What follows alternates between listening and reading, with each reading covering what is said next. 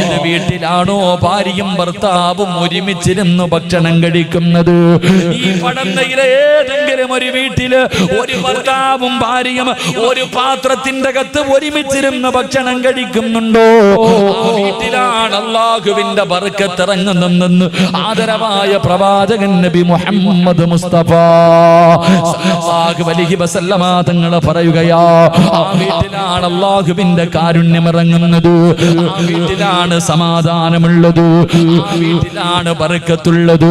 പ്രവാചകൻ അവിടെ നിന്ന് പറഞ്ഞു തരുമ്പോ രാവിലെ മുതൽ വൈകുന്നേരം വരെ വീടിന്റെ അകത്ത് കിടന്ന് യന്ത്രങ്ങളെ പോലെ കിടന്ന് കഷ്ടപ്പെടുകയാ. അവസാന വൈകുന്നേര സമയമായി, മഗ്‌രിബ് കഴിഞ്ഞ് ഇശാഇന്റെ സമയമായി, വീട്ടുകാർ മുഴുവനും ഭക്ഷണം കഴിക്കാനിരിക്കുകയാണ്. എന്റെ പ്രിയപ്പെട്ടവൾ സർവ്വതും വിളമ്പി വെക്കുകയാണ്. മോളെ, നീ കഴിക്കുന്നില്ലോ? എന്റെ ഭർത്താവ് വന്നിട്ട് കഴിക്കാമെന്ന് പറഞ്ഞിട്ട് പടച്ചവനെ, ഭാര്യ നിന്നെ കാത്തിരിക്കുകയാണ്. വീട്ടുകാർ മുഴുവനും ഭക്ഷണം കഴിച്ചിട്ട് കിടന്നുറക്കമായി. സ്നേഹമുള്ള ഭാര്യ ഉറങ്ങാതെ വീടിന്റെ കവാടത്തിൽ കണ്ണും നാട്ട്, എന്റെ പ്രിയതമൻ വരുന്നുണ്ടോ, എന്റെ ഭർത്താവിനെ കാണുന്നില്ലല്ലോ. ടെൻഷനോടെ സമാധാനമില്ലാതെ വീടിന്റെ മുന്നിൽ കാത്തിരിക്കുകയാ. അവസാനം പടച്ചവനെ, നീ നിന്റെ വീട്ടിലേക്ക് കടന്നു ചെന്നു. അവിടുന്ന് സലാം പറഞ്ഞു. ഭാര്യ വീടിന്റെ കവാടം തുറന്ന് സലാം അടക്കുകയാ. അവിടെ നിക്കാ ഭക്ഷണം എടുക്കട്ടെ. ആ സമയത്ത് ചില ഭർത്താക്കന്മാര് പറയും, പെണ്ണ്, എനിക്കൊന്ന് ഭക്ഷണം വേണ്ട, ഞാൻ എന്റെ കൂട്ടുകാരുടെ കൂടെ ഹോട്ടലിൽ പോയി വയറ് നിറച്ച് കടിച്ചിട്ടുണ്ട്. അല്ലാഹുവേ, നീ വേണമെങ്കിൽ കഴിച്ചോ എന്ന് കാത്തിരുന്ന ഭാര്യയോട് പറഞ്ഞിട്ട് കിടപ്പറയിലേക്ക് കടന്നു പോകുന്ന ചെറുപ്പക്കാരാ, നിന്റെ ഭാര്യയുടെ മനസ്സെന്തേടാ ചിന്തിച്ചു നോക്കാത്തത്? ആ പാവം കഴിച്ചാൽ ഇറങ്ങുവോ ഭാര്യക്ക് കഴിക്കാൻ? എന്റെ ഭാര്യക്ക് ഭക്ഷണം കഴിക്കാ തോന്നുവോ? സ്നേഹമുള്ളവരെല്ലാം മടക്കി വെച്ചിട്ട് പട്ടിണി വന്നിട്ട് നിന്റെ ചാരത്ത് കിടക്കുകയാ. ചെറുപ്പക്കാരാ, കരുണയില്ലാത്തവനാകരുത്, നന്ദിയില്ലാത്തവനാകരുത്. മോനെ, നിന്റെ ഭാര്യയുടെ കൂടെ നിനക്കൊന്ന് പോയിരുന്ന് കഴിച്ചാൽ ഒരുപാടൊന്നും വേണ്ട ചെറുപ്പക്കാരാ. ഒരു ഇള ഭക്ഷണം കഴിക്കാൻ നിന്റെ വയറ്റിലെ സ്ഥലമുണ്ടെങ്കിൽ നിനക്കൊന്ന് കഴിച്ചുകൂടി. ഇനി നിന്റെ വയറിന്റെ അകത്ത് സ്ഥലമില്ലെങ്കിലോ അല്ലാഹുവേ, ഭാര്യ കഴിക്കുന്ന പാത്രത്തിന്റെ അകത്ത് കൈയിട്ടിട്ട് ഒരു ഇള ഭക്ഷണം ഭാര്യ നിന്റെ ഭാര്യയുടെ വായിലൊന്ന് വെച്ച് കൊടുക്കണം ചെറുപ്പക്കാരാ. അല്ലാഹുവേ, അല്ലാതെ വയറ് നിറച്ച് തിന്നിട്ടുമെന്ന് കിടക്കുന്ന ചെറുപ്പക്കാരാ, അത് നല്ലതാണെന്ന് നിനക്കാരാ പറഞ്ഞു തന്നത്? അതൊരിക്കലും ശരിയല്ല പൊന്നുമോര്. മഹാനായ നബി മുഹമ്മദ് മുസ്തഫ സല്ലല്ലാഹു അലൈഹി വസല്ലമ തങ്ങള് ഭർത്താവ് വരുന്നതിന് മുമ്പ് ഒറ്റയ്ക്ക് തിന്നുന്ന പെണ്ണുങ്ങൾക്കും ഇത് പാടവാ. പടച്ചവരെ, ഭർത്താവും ഭാര്യയും ഒരുമിച്ചിരുന്നാണ് കഴിക്കേണ്ടത്. ഭാര്യയ്ക്ക് കൊടുക്കാതെ ഒറ്റയ്ക്ക് തിന്നുന്ന ഭർത്താക്കന്മാരോട് അല്ലാഹുവിന്റെ പ്രവാചകൻ ഒരു ദിവസമുണ്ടല്ലോ, വിശന്ന വയറോടെ വീട്ടിലേക്ക് കടന്നു വരികയാ. ആയിഷ, എനിക്ക് വിശക്കുന്നു, എന്തെങ്കിലും കഴിക്കാറുണ്ടോ?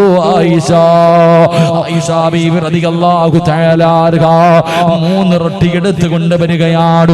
3 റൊട്ടി എടുത്ത് കൊണ്ടുവന്ന് പ്രവാചകന്റെ മുന്നിലേക്ക് വെച്ചു കൊടുത്തു. യാ റസൂലല്ലാഹ്, ഈ 3 റൊട്ടിയല്ലാതെ ഒന്നുമില്ല നബിയേ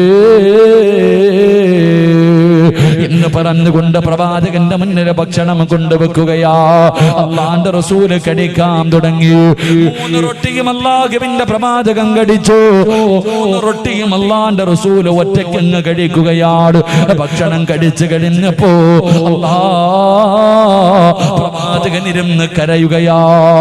എന്റെ ചെറുപ്പക്കാരാ, ലോകത്തിന്റെ നേതാവിന്റെ കണ്ണിങ്ങനെ നിറഞ്ഞൊഴുകുകയാണ്. പ്രവാചകന് കരയുന്നത് കണ്ടപ്പോ ആയിഷ ബീവി റളിയല്ലാഹു തആല അൻഹ അവിടുന്ന് ചോദിച്ചു, നബിയേ, യാ റസൂലല്ലാഹ്, എന്തിനാ നബിയേ കരയുന്നത്? ആയിഷ, നിനക്ക് തരാതെ ഞാൻ തിന്നല്ലോ ആയിഷ. ഇന്ന് നിന്നെ ഞാൻ പട്ടിണി കിട്ടല്ലോ, നിനക്ക് തരാതെ ഞാൻ കഴിച്ചു പോയല്ലോ, അറിയാതെ കഴിച്ചു പോയതാ റസൂലുള്ളാഹി, അറിയാതെ കഴിച്ചു പോയതോ. പടച്ചവരെ, പ്രവാചകനോട് കരയുന്ന ഭർത്താവിനോട് ആയിഷ ബീബി റളിയല്ലാഹു തആല അൻഹ പറയുകയാ, നബിയേ, അങ്ങ് കഴിക്കുന്നത് കണ്ടപ്പോഴേ എന്റെ വയറ് നിറഞ്ഞു പോയി നബിയേ. അല്ലാഹുവിന്റെ പ്രവാചകൻ അവിടുന്ന് ചോദിച്ചു, ആയിഷ, നിനക്കെന്താണ് വേണ്ടത്? നിനക്കെന്താണ് വേണ്ടത്? എന്ത് വേണമെങ്കിലും ചോദിച്ചോ ആയിഷ. നബിയേ, എനിക്ക് സ്വർഗത്തിലെ നിങ്ങളുടെ ഭാര്യയാകണം നബിയേ. അവിടെന്ന് പറഞ്ഞു കൊടുക്കുമ്പോ ഒറ്റയ്ക്ക് തിന്നുന്ന ഭർത്താക്കന്മാർക്ക് പഠിക്കാനാ. അല്ലാഹുവിന്റെ പ്രവാചകന് ഒറ്റയ്ക്ക് ഭക്ഷണം കഴിച്ച പ്രവാചകന്, ഒരു നേരം തന്റെ ഭാര്യക്ക് കൊടുക്കാതെ കഴിച്ച പ്രവാചകന്, ആയിഷ എന്ന തന്റെ പ്രിയപ്പെട്ട ഭാര്യയുണ്ടല്ലോ, ആ ഭാര്യയുടെ കയ്യിൽ പിടിക്കുകയാണ്. ആ ഭാര്യയുടെ കയ്യിൽ പിടിക്കുകയാണ്. എന്നിട്ട് അല്ലാഹുവിന്റെ റസൂൽ ചോദിച്ചു, ആയിഷ, എനിക്ക് പൊരുത്തപ്പെട്ട് തരുവോ ആയിഷ? ഒരു നേരം തന്റെ ഭാര്യക്ക് കൊടുക്കാതെ ഒറ്റയ്ക്ക് കഴിച്ചു പോയതിന്റെ പേരിൽ അല്ലാഹുവിന്റെ പ്രവാചകൻ തന്റെ ഭാര്യയോട് പൊരുത്തം ചോദിച്ചെന്ന് ചരിത്രം പറയുമ്പോ, ചെറുപ്പക്കാരാ, നീ നിന്നെ കുറിച്ചൊന്ന് ചിന്തിക്കു പൊന്നുമോന്.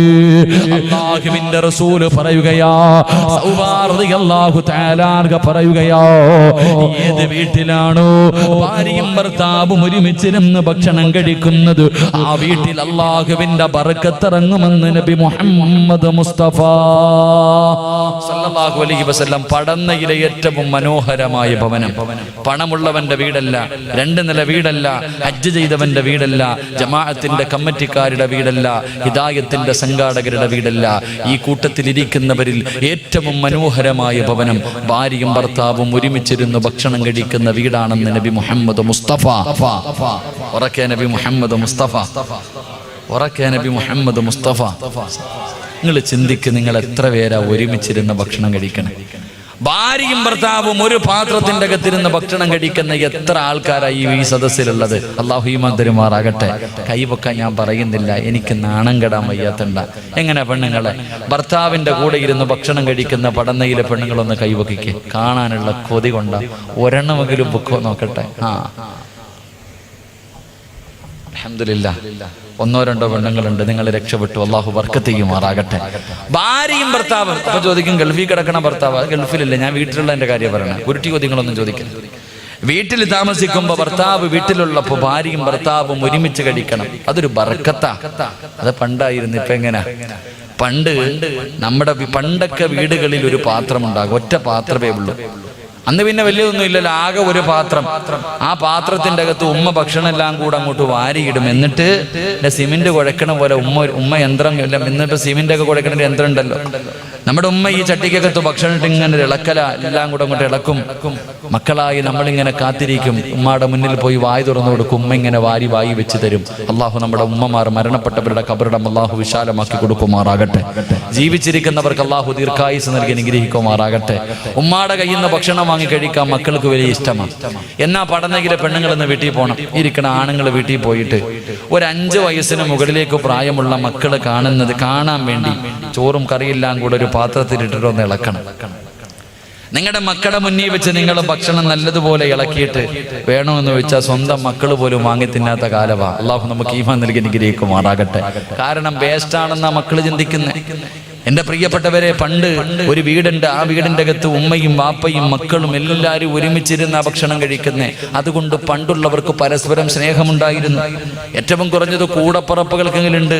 എടാ, ഇവൻ എന്റെ അനുജനാണെന്ന് അഭിമാനത്തോടുകൂടി പറയുന്ന എത്ര എന്റെ കൂടപ്പറപ്പടാ, നാട്ടുകാരെന്തോ പറയട്ടെ, അവൻ എന്റെ സഹോദരനാണെന്ന് പറഞ്ഞ് സഹോദരന്റെ ഭാഗത്ത് നിൽക്കുന്ന ഒരു കാലമുണ്ടായിരുന്നു. ഇന്നതൊക്കെ മാറി.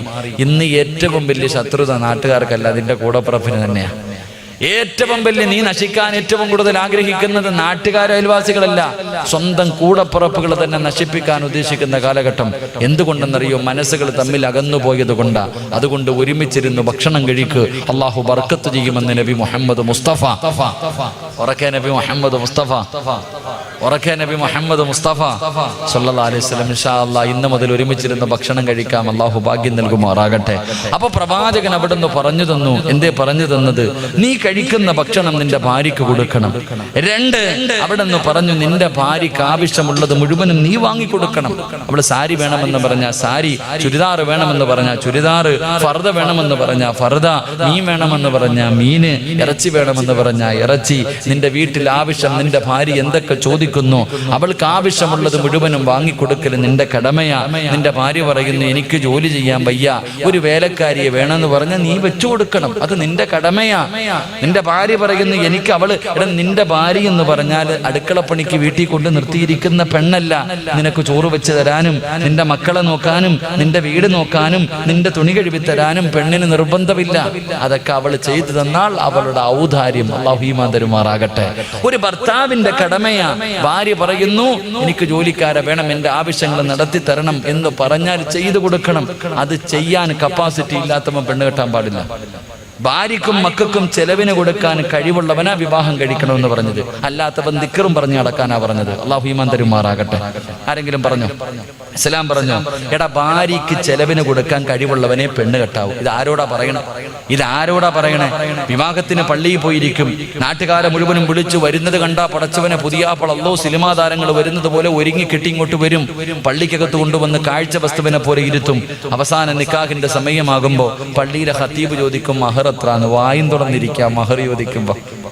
എടാ മഹർ എത്രയാടാന്ന് ചോദിക്കുമ്പോ കണ്ണ് തള്ളികെട്ട് വെടികൊണ്ടവനെ പോലെ ഇരിക്കുന്ന ചില ആണുങ്ങളുണ്ട്. വാപ്പാനോട് ചോദിക്കും വാപ്പ മഹർ എത്രാന്ന്. വാപ്പ ഒന്ന് കെട്ടിയതാ, എന്നിട്ടും ചോദിക്കാം മഹർ എന്താന്ന്. എന്റെ പ്രിയപ്പെട്ട സഹോദരങ്ങളെ, മഹർ എന്ന് പറഞ്ഞാൽ എന്താ? നിങ്ങളുടെ നാട്ടിലൊക്കെ അറിയണം. ഇവിടെ എങ്ങനെയാടെ മഹറൊക്കെ? എന്റെ കൃത്യം ചില സ്ഥലങ്ങളിൽ നിശ്ചിത മഹറുണ്ട്. 5 പവൻ 10 പവൻ കൊടുത്തേ പറ്റത്തുള്ളൂ. എവിടെ വെച്ച് കൊടുക്കണം എന്നറിയോ? പള്ളി നിക്കാഹ് നടക്കുന്ന സമയത്ത് ഇങ്ങനെ എടുത്ത് കാണിക്കണം. 5 പവൻ ഇങ്ങനെ എല്ലാരും നാട്ടുകാരെ ഇങ്ങനെ കാണിക്കണം. ആരാ പറഞ്ഞ കാണിക്കണോ? ആരാടാ പറഞ്ഞത്? മഹർ എന്ന് പറഞ്ഞ എന്താ? ആർക്കാ കൊടുക്കേണ്ടത്? പഠിക്കണം. അല്ലാഹു ഈമാൻ നൽകി അനുഗ്രഹിക്കുമാറാകട്ടെ. ഒരു ചെറുപ്പക്കാരൻ പറഞ്ഞു ഉസ്താദെ ഞങ്ങളുടെ നാട്ടിൽ 10 പവനാ മഹർ കൊടുക്കണം.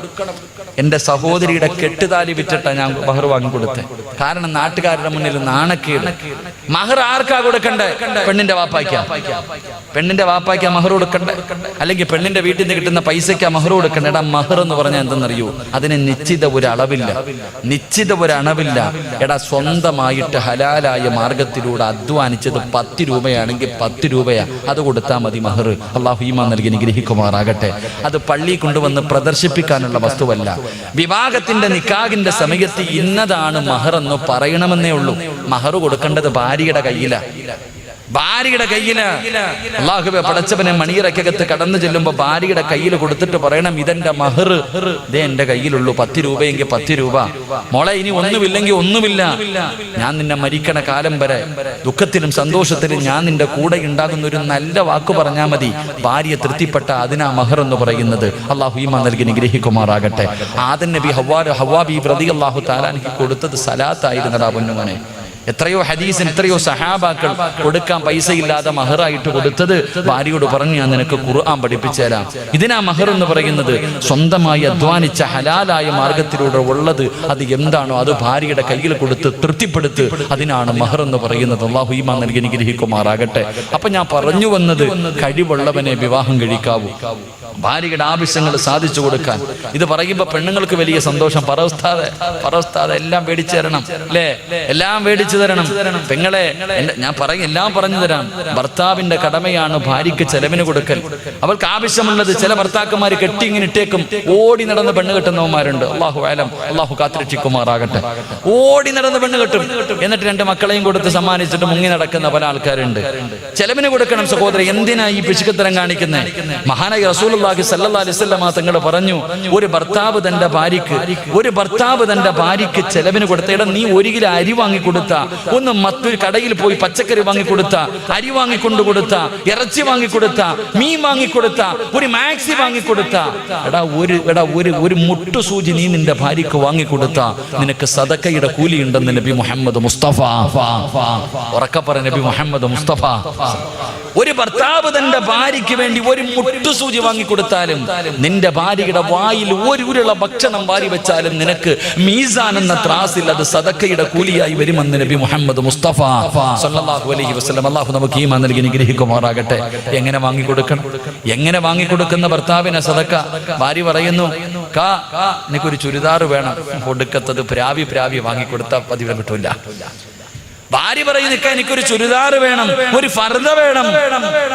ആ സമയത്ത് പടച്ചവനെ, അല്ലാഹുവേ എനിക്ക് പ്രതിഫലം കിട്ടണമെന്ന ആഗ്രഹത്തോടു കൂടി നീ അത് വാങ്ങിക്കൊടുത്താൽ നിനക്ക് സദക്കയുടെ കൂലി. അല്ലാതെ കടയിൽ പോയി വാങ്ങിക്കൊടുത്തിട്ട് പടച്ചവനെ പറയാനുള്ളത് മുഴുവനും പറഞ്ഞു കൊടുത്ത് പ്രാവിയിട്ട് വാങ്ങിക്കൊടുത്തിട്ട് കാര്യമില്ല. അല്ലാഹു നമുക്ക് ഈമാൻ നൽകി അനുഗ്രഹിക്കുമാറാകട്ടെ.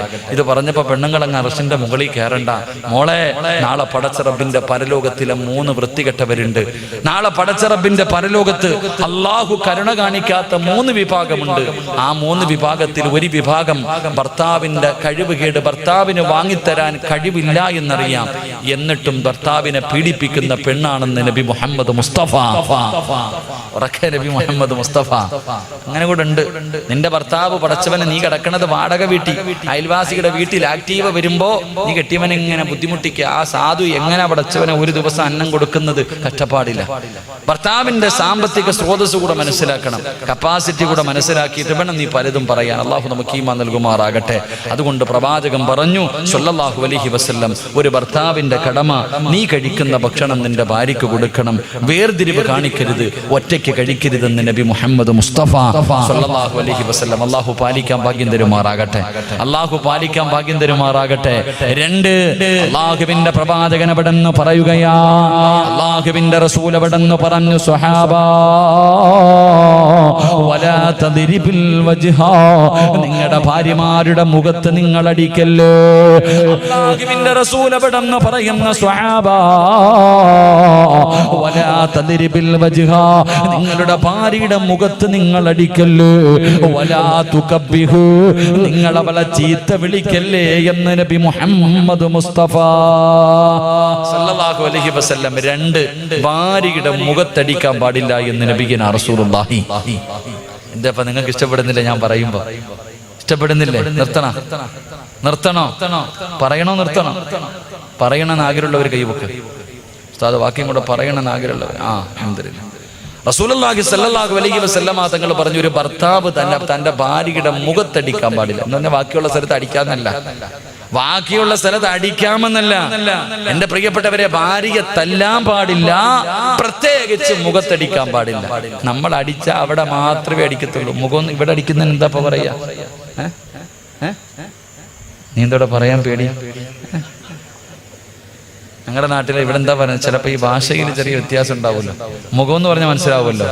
എന്ത് വന്നാലും ആദ്യം അടിക്കുന്നത് ഇവിടെ. നിങ്ങളുടെ ഭാര്യയുടെ മുഖത്ത് നിങ്ങൾ തല്ലാൻ പാടില്ല. 2, ചീത്ത വിളിക്കരുത്. അല്ലാഹു അലം, ഡിക്ഷണറി പോലും അതിന്റെ അർത്ഥം കാണൂല. അങ്ങനത്തെ പള്ള വിളിക്കണ ഭാര്യയെ അല്ലേ? പട്ടി, പന്നി, മറ്റേ വാപ്പ എന്തൊക്കെയാ വിളിക്കണില്ല. അല്ലാഹു അലം. ചങ്ങായിമാരെ, നിന്നെ പോലെ അഭിമാനം ഉള്ളത് അവളും, അവക്കും ഓടുന്നത് രക്തമൊക്കെ തന്നെ. പിന്നെ ആ സാധുക്കള് ക്ഷമിക്കുന്നത്. അല്ലാഹു ഈമാൻ നൽകി അനുഗ്രഹിക്കുമാറാകട്ടെ. ഭാര്യയെ ചീത്ത വിളിക്കാൻ പാടില്ല, തല്ലാൻ പാടില്ല.